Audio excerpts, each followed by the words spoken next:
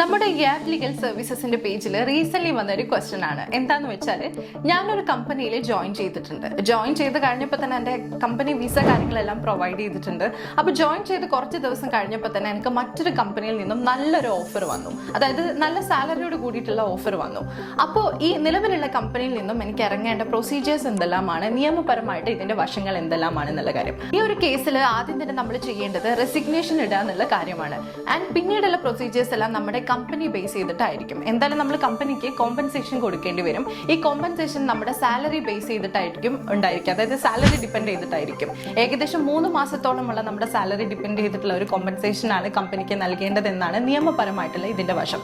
And ഇതിൽ മറ്റൊരു കാര്യം കൂടി എടുത്തു പറയേണ്ടതുണ്ട്. നമുക്കറിയാം 6 മാസമാണ് ഒരു കമ്പനിയിൽ നമ്മുടെ പ്രൊബേഷൻ പീരീഡ് എന്ന് പറയുന്നത്. ഈ പ്രൊബേഷൻ പീരീഡ് കഴിഞ്ഞതിന് ശേഷമാണ് നമ്മൾ ഈ കമ്പനിയിൽ നിന്നും ഇറങ്ങേണ്ടിയെന്ന് വെച്ചിട്ടുണ്ടെങ്കിൽ നിയമപരമായിട്ട് അവർ ഇങ്ങനെ നഷ്ടപരിഹാര തുക ആയിട്ട് കൊടുക്കേണ്ട ആവശ്യം വരുന്നില്ല. പക്ഷേ ഇതും കമ്പനി ബേസ് ചെയ്തിട്ട് തന്നെ ആയിരിക്കും. അതായത് നമ്മുടെ എംപ്ലോയ്മെന്റ് കോൺട്രാക്റ്റിൽ ഇങ്ങനെയൊന്നും സൂചിപ്പിച്ചിട്ടില്ലെങ്കിൽ നമ്മൾ എന്തായാലും നഷ്ടപരിഹാരം കൊടുക്കണം എന്നാണ് കാര്യം. അപ്പോൾ ഇതിൽ മറ്റൊരു കാര്യം നമ്മൾ ശ്രദ്ധിക്കേണ്ടത് എന്താണെന്ന് വെച്ചാൽ, ഒരു കമ്പനി നമ്മൾ ജോയിൻ ചെയ്യുന്നതിന് മുമ്പായിട്ട് നമ്മുടെ എംപ്ലോയ്മെന്റ് കോൺട്രാക്ട് സൈൻ ചെയ്യുന്നതിന് മുമ്പായിട്ട് അതിന്റെ കാര്യങ്ങളും നിയമവശങ്ങളും ഒക്കെ ഒന്ന് അന്വേഷിക്കുന്നത് നല്ലതായിരിക്കും.